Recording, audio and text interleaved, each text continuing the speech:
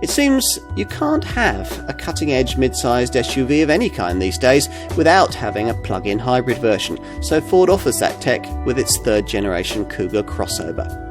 There are the usual PHEV calling card features here: a 35-mile all-electric driving range, a super low benefit-in-kind taxation rating, and a rather high sticker price, built into a package that should feel a touch more dynamic than most of its rivals. Unlike the mild hybrid model in the Kuga range, which is a 2-litre diesel, this PHEV is petrol-powered. A 2.5-litre Duratec power plant is paired with a 110 PS electric motor, resulting in a useful total output of 225 PS. The electrified element of the whole setup is powered by a decently sized 14.4 kilowatt-hour lithium-ion battery, and the whole shooting match is mated to a CVT automatic gearbox. Keep the battery cells topped up, and theoretically up to 35 miles of WLTP rated all-electric driving range is quoted, although you get nowhere near that if you explore the possibility offered here of driving at up to 85 miles an hour on battery power alone. With the full powertrain working, 62 from rest takes 9.2 seconds en route to 124 miles an hour. Handling, it's not quite as sharp as more conventional Kugas, but it's vastly more involving than directly comparable SUV crossover plug-in hybrid rivals. You'll need to get your head around all the drive modes, as well as the usual normal, eco and sport settings. There are also slippery and deep snow sand modes, which is a bit curious because unlike its PSO Group plug-in rivals, this Kuga can only be had with front-wheel drive in PHEV form. There are also 4 further settings for the electric drivetrain. EV Now focuses the drivetrain on all electric output. EV Charge rather inefficiently tops up the battery using the engine, and EV Later holds the current state of charge so that you can save it for the urban driving that you might want to do later on in your trip. Most of the time though, you'll be simply leaving the car in EV Auto, where the clever electronics determine the most efficient use of engine and battery power.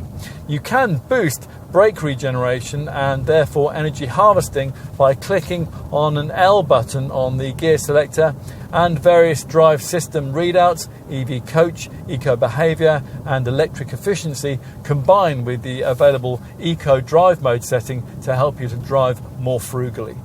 The quickest that you'll be able to recharge from empty is in 3.3 hours from the 7.4 kilowatt garage wall box that Ford offers at extra cost, another thing a PHEV buyer would have to keep aside some cash for. A standard domestic 3-pin plug will charge the car in around 6 hours. The WLTP rated combined cycle fuel figure is up to 201.7 mpg, and there's a quoted WLTP CO2 return of 32 grams per kilometre that makes possible this plug-in variant's low 10% benefit-in-kind taxation rating. That's in year 1, it's 11% in year 2 and 12% in year 3. There are no really obvious visual giveaways that this plug-in variant is the PHEV model in the range, unless you're sharp-eyed enough to spot the extra flap for the charging point. If you're not familiar with this third-generation design, you'll find it to be significantly bigger than its predecessor, 44mm wider and 89mm longer, with the wheelbase increased by 20mm.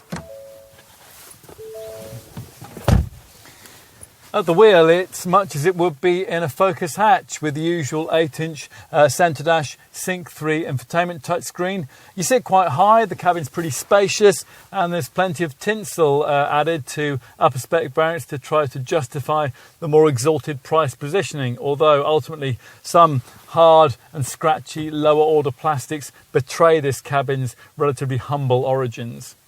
Upper-spec variants get this 12.3-inch digital instrument cluster, which incorporates a right-hand power gauge showing in kilowatts the current output of either battery or engine. In between the two main dials is a customizable section into which you can add various EV-orientated readouts.